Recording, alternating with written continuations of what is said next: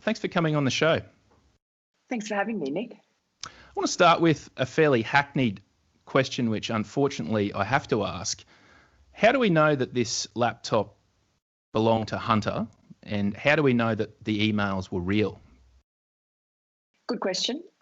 We obviously did our due diligence after we got the contents of the laptop, that it came from Rudy Giuliani, and he and his lawyer had already done their due diligence, but that was obviously not enough for us. So we did a number of things. We went down and interviewed the man, John Paul Mac Isaac, who was the owner of the Mac repair shop in Delaware, where Hunter Biden abandoned his laptop, his waterlogged laptop, which he'd taken in there for repair in April of 2019. And we saw the docket that was signed by Hunter Biden with the signature that's verified against other public documents, such as his something to do with his this lawsuit against him for a paternity suit, and a number of other public documents with his signature on them. And as well, John Paul Mac Isaac had an FBI docket because he called the FBI and told them about the laptop and the contents that he was concerned about, and they came and took it away and left a subpoena document. And then the actual contents of the laptop. Now, we have since cross-checked those emails with some other recipients of those emails. One of them is quite famous now, Tony Bobulinski, who was a partner of, or former partner of Hunter Biden in one of their Chinese business ventures. And Tony Bobulinski's name appears as a recipient on several of the emails on Hunter's laptop. He confirmed that those were his emails, and he also handed over to the FBI, but also to the Wall Street Journal. And I have this trove of information, the contents of 3 of his phones, which had thousands of documents, emails, WhatsApp messages, text messages, and so on, that correlated with the material on Hunter's laptop. And then there's another point of light, which is the Senate inquiry in which Chuck Grassley and Ron Johnson, who were at that point the chairman, Republican chairman of that committee, and they did some investigation into Hunter Biden's business dealings because there'd been a number of suspicious transaction reports which happen when there are money from overseas coming in over a certain amount of money. And those had flagged, and they inspected those and did a whole lot of other investigation, subpoenaed documents, and produced a couple of reports and a supplemental report before the election. And again, those documents, that material correlates with other material on the laptop. Then there's, personal material, photographs. We didn't publish many of those for privacy reasons, but we published some of them just to show that there are photographs there that pertain to Hunter Biden's life. They are of Hunter Biden, of his friends, of his family. And also there are photographs there which we published just a couple of, just to show his extreme drug taking that's documented a lot on the laptop. And we did that in part to show the authenticity of the laptop, but also to show that this is a man who, during this extreme, he's admitted it in his own book, crack addiction for several years, was also earning $83,000 a month from the crooked energy company in Ukraine, Burisma, to be on their board of directors. Now, if you look at the lifestyle that's been charted on the laptop over that period, you just can't believe that Hunter could have done anything, any sort of work that would be commensurate with that kind of reward. It's interesting because there's a concerted effort right now from the Biden camp to rebrand Hunter as a little bit of a victim, or at the very least a redeemed soul. He recently appeared on Jimmy Kimmel, who seems to be a Democratic propaganda arm dressed in comedian's clothes. And that entire interview they spent making light of crack addictions. At one point, Jimmy Kimmel made a joke to Hunter, "Did you buy that crack from a man dressed in a Spider-Man suit?" So on one hand, as you said, we've got this man that's earning an extreme amount of money involved in shady business dealings. And on the other hand, he's a poor crack addict. Which one is it? Well, it's whatever suits Hunter Biden and his family at the time. So the book, I think, is an effort to launder the information that's very damaging that's on the laptop. Hunter Biden, in fact, told one of his softball interviewers that you don't need the laptop, you've got a book. And the book purported to be, a real tell-all about his life and all the questions that people have about it. But in fact, it only focused on one aspect of his life, and that is the drug addiction. It glossed over almost everything else, including something that I think is quite important and goes to character, which is the fact that in 2018, he was having an affair with his brother's widow. He, at this point, was divorced from his wife, and he was also going, going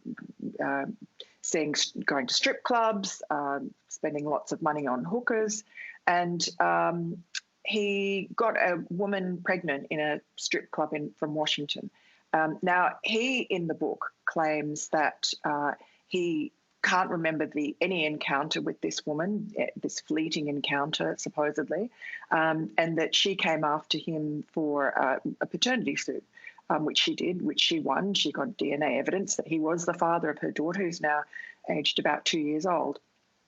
Now, he refused to acknowledge the child's existence. And in the book itself, he says that he is the father of 3 daughters, he says, but he has another daughter, which he doesn't mention. So he's really the father of 4 daughters, and he also has now a son with his new wife, who he married, I think, 10 days after they met in California. So he's left this child, he's completely airbrushed this child out of his history and his family life. But what makes it even worse is the fact that he says that he only doesn't even remember this woman, and yet when you look at the laptop, there was a long period of possibly at least 5 months in which he knew this woman, in which he put her contact details into his phone, in which he smuggled her into the back door of his office in Washington, D.C.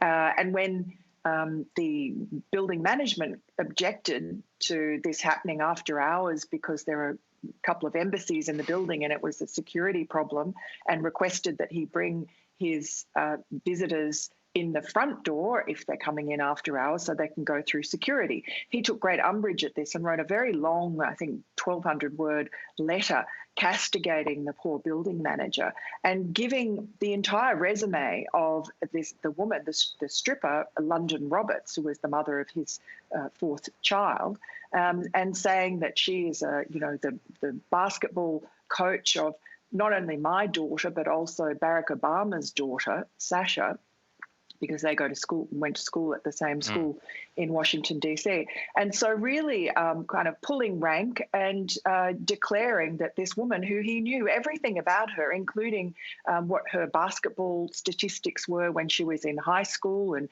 how well she was doing at her university degree that she was currently in at Georgetown.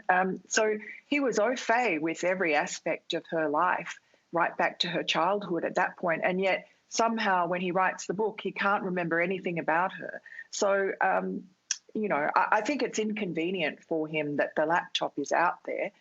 It became the legal property of John Paul MacIsaac, the Mac repair shop guy, because Hunter had signed the form saying that he would pick it up within 90 days and pay the bill for repairing it.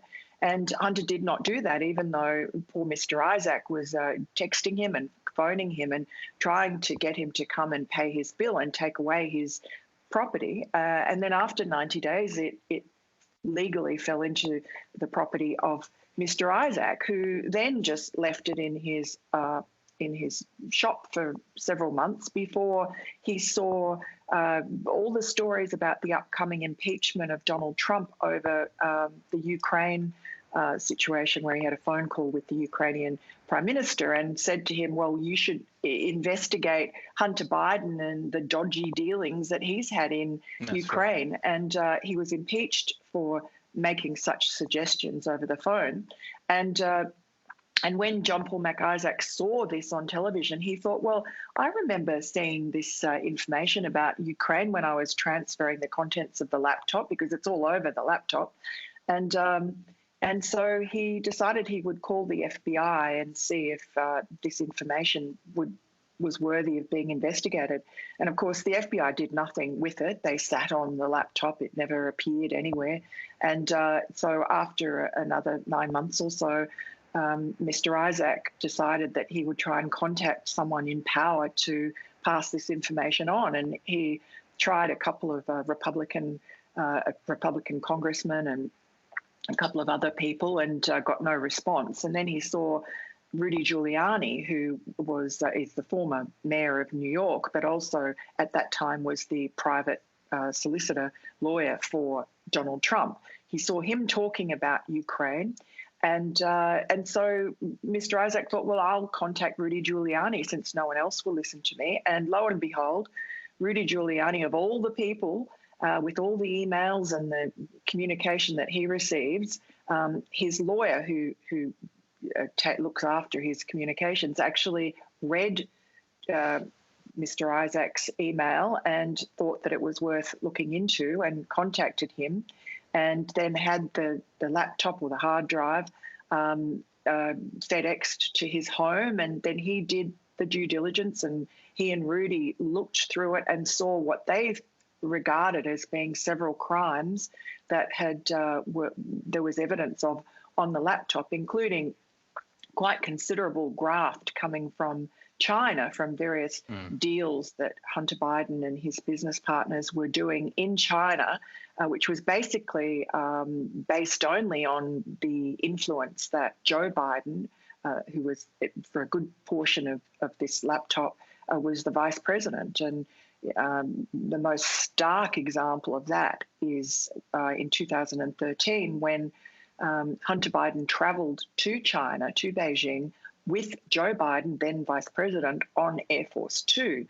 And Joe Biden was going to China with some pretty urgent business on behalf of America and her allies, including Australia, to request that President Xi refrain from militarizing the islands in the South China Sea, which are now just out of control, and also to stop stealing America's intellectual property and so on. There's a lot that could have been done at that time to try and arrest China's aggression. And Joe Biden went to Beijing and had several meetings. He's boasted about how many face-to-face hours he's had with President Xi. He took along Hunter Biden, who, was not all that visible, but is visible in quite a few photo opportunities in the background where Joe Biden is meeting with President Xi. And the other thing that Hunter Biden did was he arranged for his father to meet with one of his Chinese business partners, Jonathan Lee, in the lobby of a hotel and shake hands. Now, anyone who knows the way that Chinese politics works, these kind of influence networks, these little princelings, they're called, the offspring of the senior regime members, are the money and the graft goes to the family members. In that way, it's a sort of a corruption that isn't corruption. And this was completely understood by the Chinese. And shortly after Hunter Biden left Beijing, he and his partners managed to pull off a $1.5 billion deal with a subsidiary of a Chinese bank. And this is something that Goldman Sachs and none of the other really big funds had been able to pull off. But somehow Hunter Biden and his hapless friends managed to pull this amazing feat off. And I'm sure it had absolutely nothing to do with the fact that Hunter travelled on Air Force Two with the vice president to China. It's extraordinary, and it brings us to really the point where this story was buried. And I guess we're getting a fairly clear indication now of why that story was buried. Do you think it was that big tech and these establishment media companies wanted Donald Trump to be out and Joe Biden to be in, or was it a combination of both here? Oh, 100%. Trump was a clear and present danger to all the elite institutions in America. And Joe Biden, all the media basically was in the tank for the Biden campaign. And there was such embarrassment and finger pointing after the 2016 election when many Democrats and left wingers were saying that it was the media's fault that Donald Trump became president because he got all this free publicity and no one really took him seriously, and therefore the threat wasn't neutralized. So they weren't going to make that mistake again.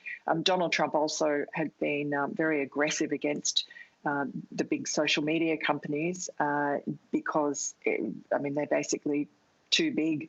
And they've shown how powerful they are. I mean, they managed to deplatform the leader of the free world, Donald Trump. They're bigger than any government, more powerful than any government, and are unaccountable. And they control the main, I guess, communication channels. So, Google, for instance, can manipulate search results in such a way that it manipulates the news that is available to people, so that bad news or news that's uncomfortable for them is buried, and news that's beneficial for them is brought to the top. And these sorts of manipulations are done really without most of the public understanding it. So there were some Republicans and Donald Trump who were intent on trying to sort of trim the sails of big tech. So that would be one motivation. Basically, the story, when we had the story, it was inconvenient for all of those vested interests who wanted Joe Biden to win, because really, if the story were fully exposed and explored, it reflected very badly on Joe Biden, because he had always sworn blind that he knew nothing about his son's business dealings. It had nothing to do with him. And people just took that for granted, even though the optics of Hunter Biden sort of operating and influence peddling in his father's wake around the world in the countries that Joe Biden had carriage of for the United States, that looked bad. But there was no direct evidence that Joe Biden was involved. And so what the laptop did was provide direct evidence. And that was our first story that we published on the front page on October 14, revealed an email between a senior executive at Burisma, that corrupt Ukrainian energy company, and Hunter Biden, thanking him for arranging a meeting in Washington, D.C. with then Vice President Joe Biden. There were other documents that we also brought out during the course of our reporting, including a divvying up of one Chinese deal with 10% going to Hunter Biden to hold for the big guy, which, you can tell from the laptop, from various other communications, that Joe Biden is often referred to as the big guy. Tony Bobulinski, Hunter's former business partner, also confirmed that Joe Biden was the big guy. So there was evidence there that needed an answer at the very least, that showed that Joe Biden was at least aware of Hunter Biden's business dealings, if not intimately involved in them. And so our story came out, and within a couple of hours, Facebook and Twitter had basically censored it.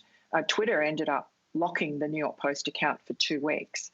The rest of the media used that blocking, that censorship by big tech, as sort of an excuse to not explore the story, to discredit the story. And then very soon after that, you had these 50 former intelligence officers, including, the very discredited John Brennan, who was the former head of the CIA, who was involved in the Russia collusion hoax, and also James Clapper, again, similarly, who also, James Clapper admitted to lying under oath before Congress. So a number of these former intelligence people who on paper look pretty good, but in reality, many of them were involved in the WMD hoax that was the pretext for the Iraq War.